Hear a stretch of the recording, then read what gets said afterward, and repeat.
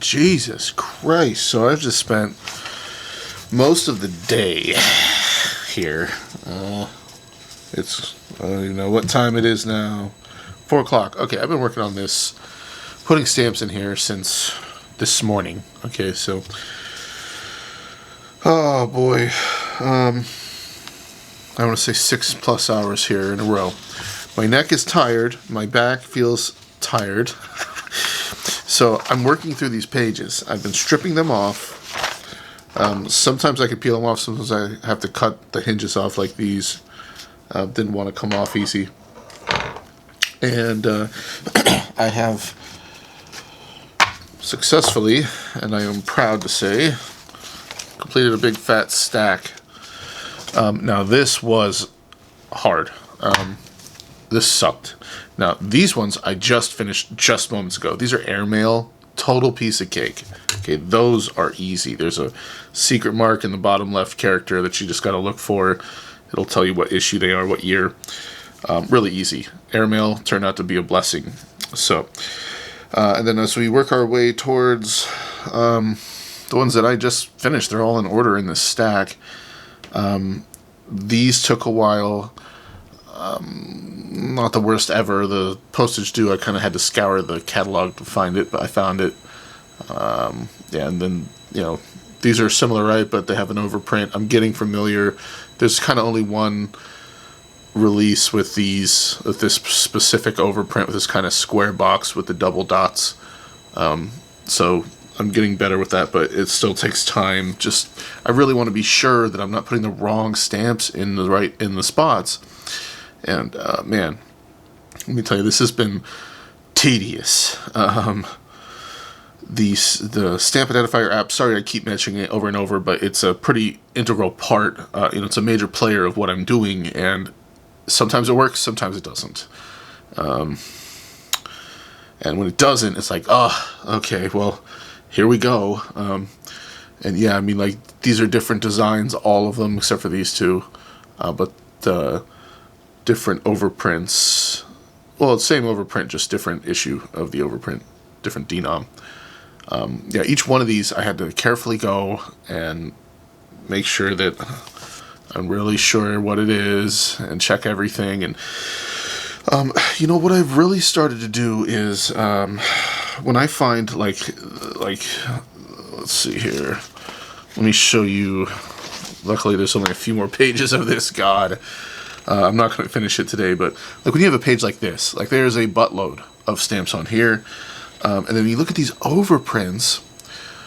My approach now is I'll check it with the app, but and it might, you know, if it says like number 555, I'll go look at 555 in the catalog, and I'll see the notes, because what I want to know, what's becoming important to me when identifying these, is making sure that I have properly identified the original issue.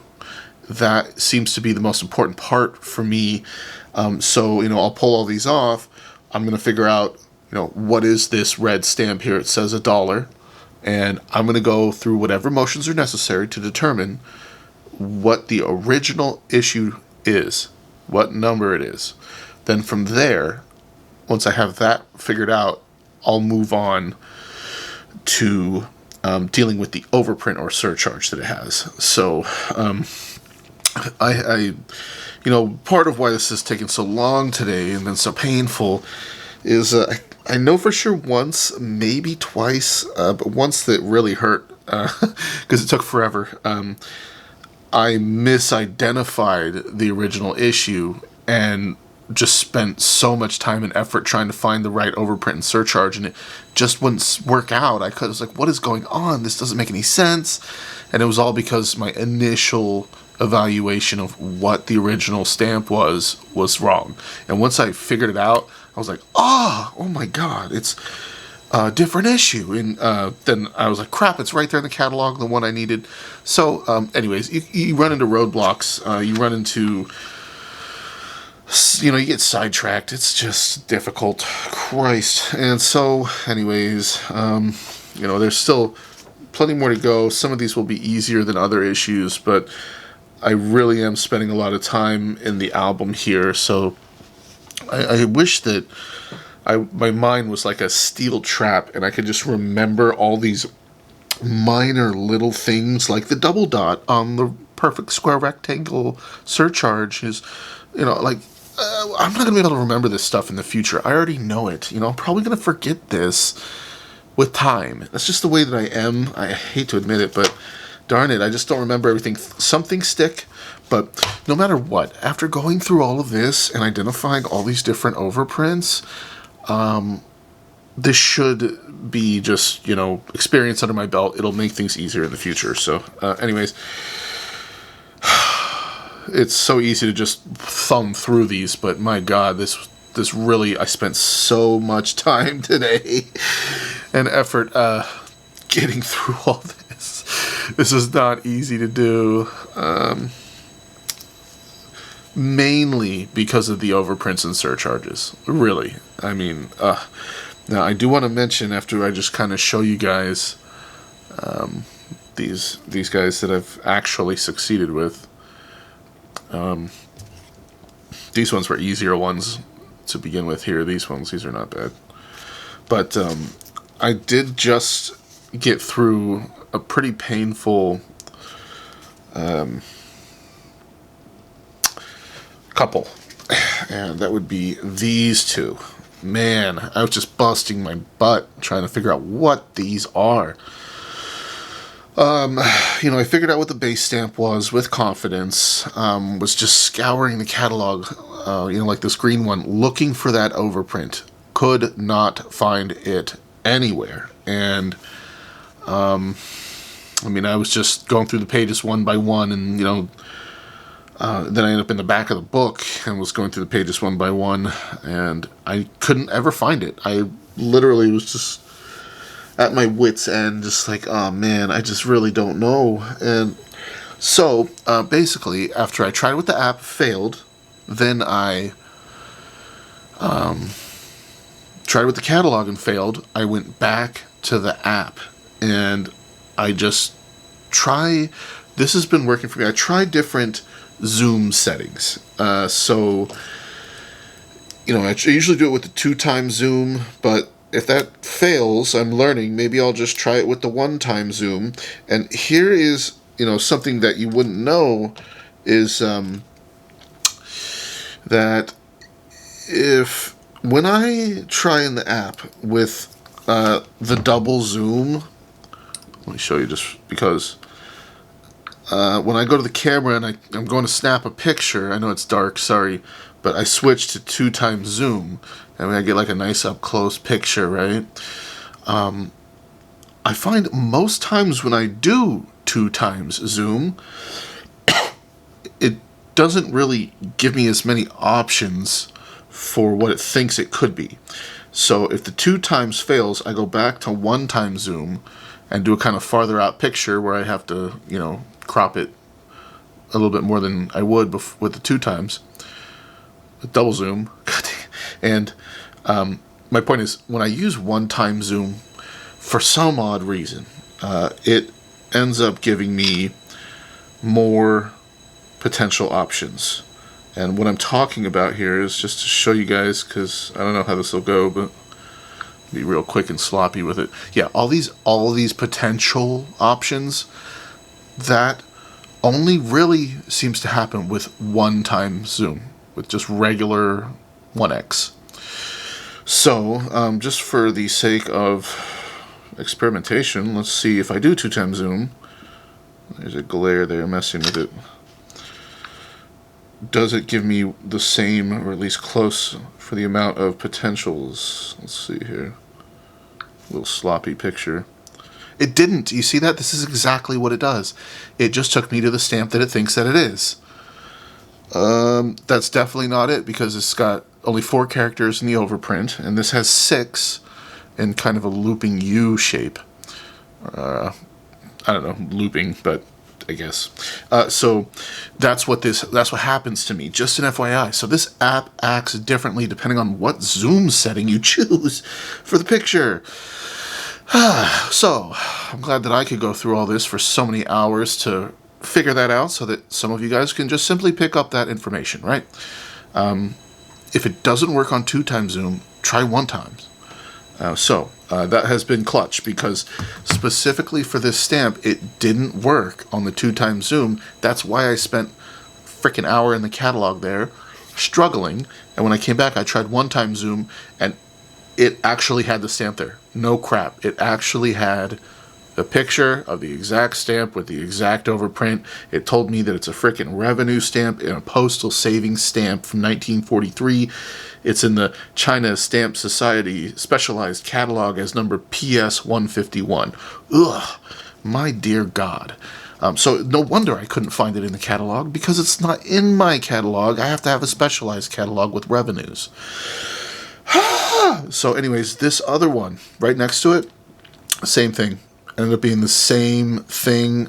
So instead of spending a whole hour on this, I learned immediately after the painful journey with this one to just try the different zoom setting, and I'll be darned, that worked.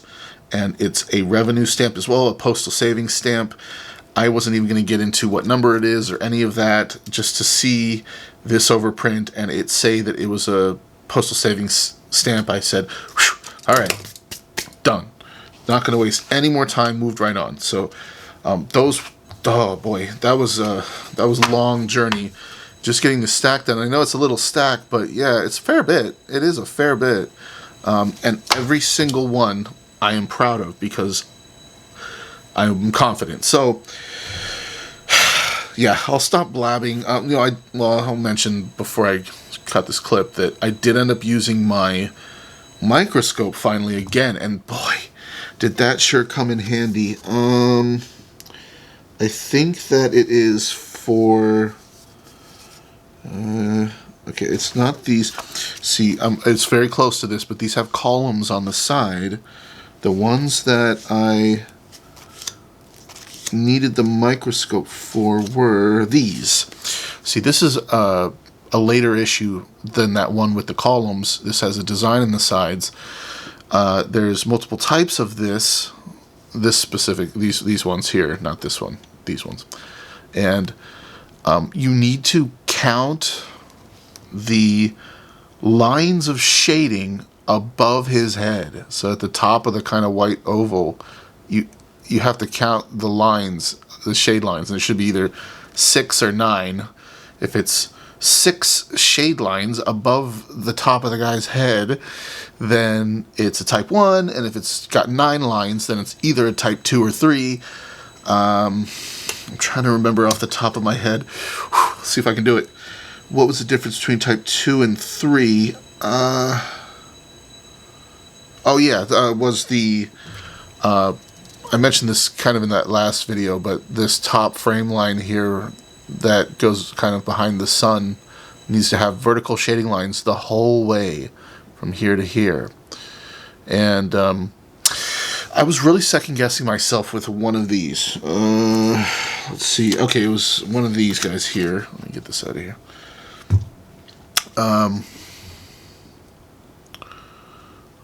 It was one of these. Yeah, like, see, you have these. I have these 2 stamps right here, and if you look, this frame line, it's got shading, and then it kind of drops off, and it gets kind of white. Well, this one, the shading is pretty much the whole way. You can see it there. And I always thought, is that just a difference in, stamp condition, in just printing, plate or whatever? Because to differentiate type 2 and 3 of these Sun Yat-sen stamps, if they have 9 shading lines above his head, the only determining factor is going to be if there are vertical shading lines in this top border the whole way from the sun to the square there, right, on both sides. And this one looked like it might not be, and so with the microscope I was really scrutinizing, comparing the two, and I could see on this stamp what looked like that it did have the vertical shading lines, but they got weaker and weren't printed as clearly as they moved, out towards the edge. It just gets lighter. And so in the catalog, they're saying that, you're looking for either full shade lines all the way or partial. I'm like, okay, well, it gets lighter, so is that what they mean by partial? Well, what I did was I went to Hip Stamp and I typed in a type 2 stamp number. It was whatever they were, China 767, I have no idea.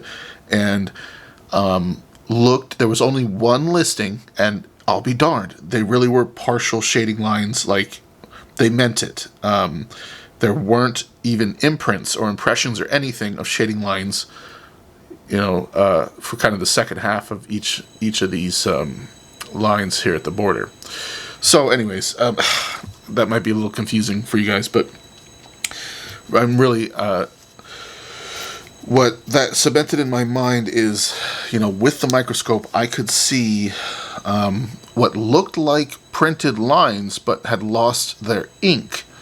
And on the one on Hip Stamp, it was clear that they were blank, that there was only vertical lines part of the way, and then it was blank the rest of the way. And on the one I have, it has vertical lines the whole way. It's just the ink fades off as it goes. So the microscope really came in clutch there for me. And I decided when they mean partial shading, they mean that it's only got lines to a certain extent, and then it's blank the rest. That was... For me to nitpick on these stupid little things like that is what will make the difference of proper identification or not. It's necessary. It sucks to have to deal with it, but it's something I have to do. And so I finally had the confidence to number these. God dang it. So anyways, this has just been, I want to say horrible in a way, but tedious is really just the right word. It's just been tedious, man. So I'm ready to take a freaking break. I think I'm going to pour myself a drink after all this. Holy crap. Owie. Wish things were easier.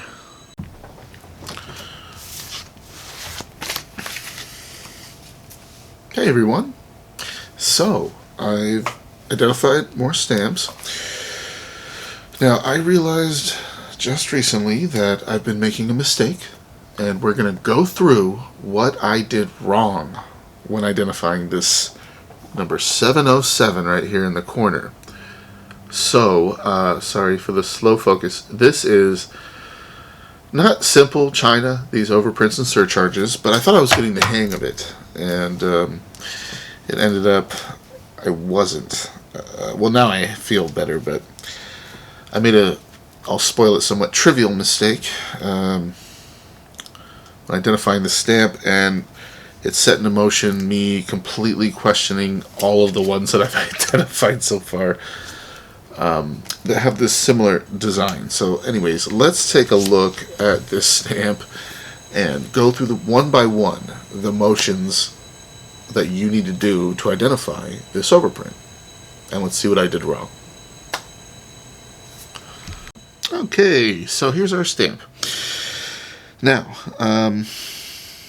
what I would go for first is that we need to identify the base stamp. So I go into the catalog, find this design, and we're going to see, I'll show you actually in the catalog now where I go from there. Alright, so let's hop into our China catalog and make our way to China. So in China, I've been getting more familiar, so we're pretty much going to just skip over a few pages. There it is. Alright, so here is Dr. Sun Yat-sen, and this stamp, let me zoom in for you, has types. So, and the way that I identify this one compared to other stamps of similar design is pretty much these columns here, or this design. This is pretty specific design in the China catalog here. So, but we come here where we have types. Type 1, 2, and 3. Okay, well, I'll tell you from having read this a billion times, the real big difference is going to be the easiest way, let's say, are the top frame line fully shaded with vertical lines. Okay. One thing to most that I've come across, at least in my searches, have been type 3, and what they look for is, yeah, this right here, specifically this top border line, right, touch kissing the top of the sun. that space either has vertical shading lines the whole way or they're partial. Okay, like type 1 and 2. You see, and it's actually blank there. So it really will be more filled in here. And so I can actually visually just look at them and tell whether or not I'm just looking directly at this frame line. Is it filled in with vertical lines? If yes, boom, you've got a type 3, because that's the only one that has fully shaded vertical lines. Now, let's say that you think you have a type 1 or 2 because they're partial frame lines here like this. Then you're going to look for, what I go for personally is the shaded, or let's see here, sorry, 6 lines of shading above the head, or 9 lines of shading. And they literally mean here right above the head. So from here to here. If now, my microscope works great. I absolutely love it for that. Or a magnifying glass. But I've also found my smartphone camera can zoom in. I use like 5 times zoom. I can completely see the lines clearly and count them. So just a tip. Now, anyways, once you determine which type you have, see, mine was vertical shading lines in this the whole way. So done deal, I've got a type 3. So I'm looking right here, 1939 to 43. It's a type 3. Now mine is a 5 cent. And then there's 2 of them, green or olive green. Well, I can tell you because I also have looked at the 8 cents here. Actually, let me show you. So there's our 8 cent right there, right? And let me put this next to it. Which one do you think is olive green? Yes, the 8 cent. So that was one easy way to tell, is my 5 cent an olive green or a green? Okay, so the next thing I would be thinking about after we figured out that it's a type 3 and we've identified that it's a 351, a number 351. It's a A57 design, which you kind of want to remember. So yeah, we've got ourselves number 351, type 3. And these ones are unwatermarked. I did check that, by the way, so we'll just skip that. It's not. So 353, right? Sorry. Yes. Nope. 351. Okay. 351. Now, the next thing I would be looking for would be, honestly, I was going directly to the overprints. Let's see here. This page is a pretty heavy hitter for the stuff I have. I have a lot of these 3 are pretty common. So we have a number 351. Our overprint looks like either of these ones here, but the difference is this one's surcharged in black, this one's blue or red, right? They do have, I think that like this top left character, let me show you up close. Oops, this one is slightly different than this one, has like a big pointer tip to it. So anyways, that's literally how I think in my head. Now, so you kind of want to see, I don't know if this is like, this changes with the denom or not, but I find this on a lot of them, so I'm going with that. I say to myself, okay, I've got a number 351, and it's got a black surcharge, so it's probably here. And we've got ourselves a $50 surcharge on 5 cent stamp. So my eyes scan to the 50 on a 5, boom, number 351. I say to myself, oh wow, this is it, number 707. Beautiful. And that's where I was dead wrong. That's not what it was. And what it was actually really close in this list, but I was dead wrong. And that's kind of what I did for a bunch of them. So what I didn't take into account, if you haven't noticed already, was the perforations. I was spacing out the perfs. How stupid. Pretty basic. 12 and a half, right? And I was, I guess, making 2 mistakes. I didn't take care for the perfs, and then I didn't read this well enough. I scanned it and thought, see some numbers, and then basically after that, it's if you have a surcharge or an overprint, check all this crap, which I don't, so I don't have to deal with any of that. All that actually mattered was right here, to see these numbers, right? This, of course, has some info, but this is what I'm looking for, this here. And for whatever reason, I thought that starting at number 368, see, according to this, right, check 368 to 401, I thought at 368 that it was for this stamp design. So somehow my brain completely ignored type of 1939 to 41. And if you look, these are all A57 designs. Whoops, totally ignored this whole section here. And I did see these re-engraved things here, but I didn't realize that the section began here, with this bold type. I thought this was all this stamp here. And it doesn't even make any sense, because if you look at this, it's saying a 2 cent re-engraved. Well, there's not even a 2 cent in that issue. So I screwed up.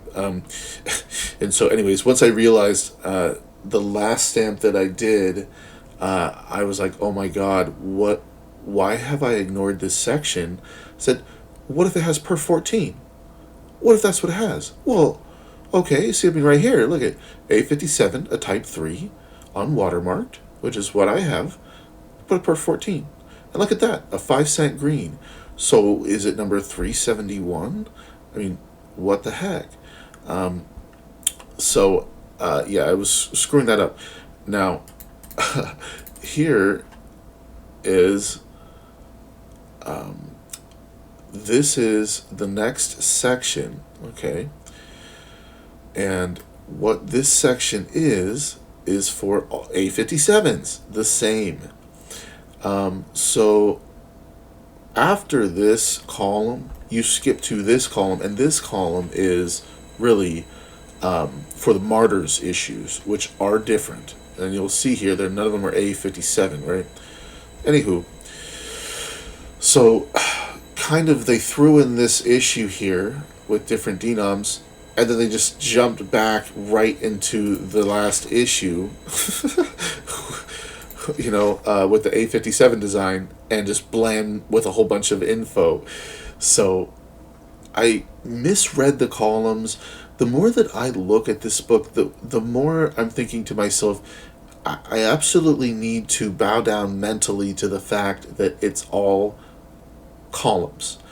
I don't know why I jump around with my eyes and stuff. Like, really focus on that from top to bottom per column. That's the order. And anyways, this is all pretty basic stuff, I'm sure you guys know. However, so when I realized that I was neglecting this section, I thought, oh no, what the heck? And wouldn't you know it, this 5 cent has a secret mark as well. So we're dealing with, I skipped the perfs, and then I didn't realize that this was referring to my stamp that might have a secret mark. So let's take a look at what the difference is here. We'll zoom in. Now, this secret mark here. Characters are not joined is the secret mark, or they're joined is just a plain old type 3. Right? See that line? Right? They're either joined or not. Now, you guys might be able to see it right off the bat. It's up here. Okay. Top right character. Can you see? Do they look joined or not?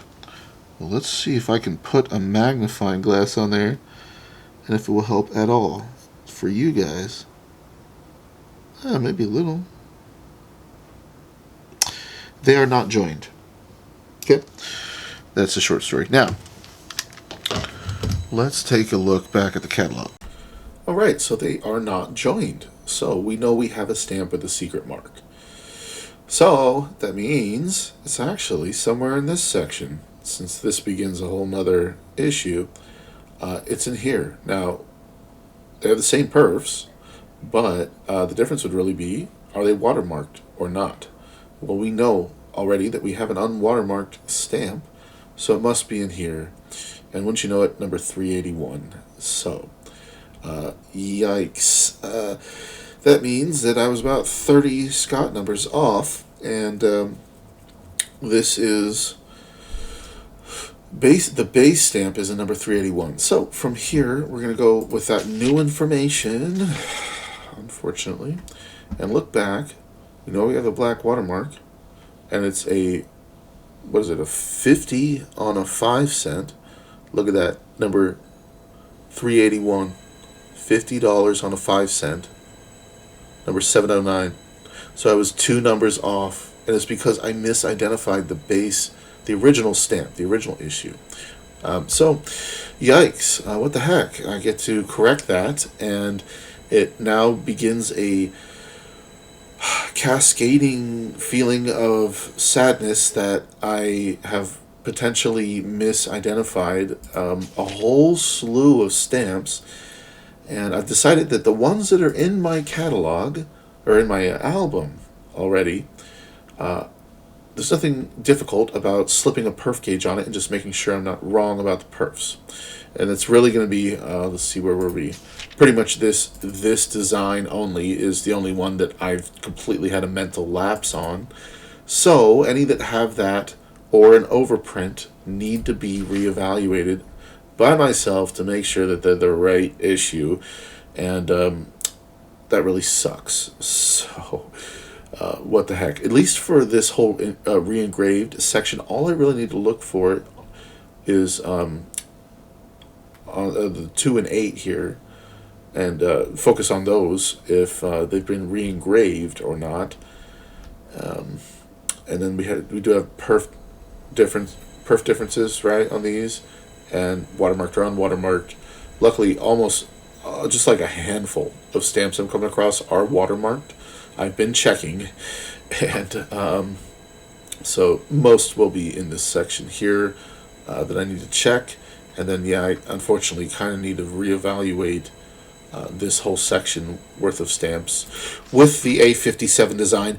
Doesn't that all sound like just a big bowl of sunshine? Oh, yeah. Boy, can't wait to do all that again.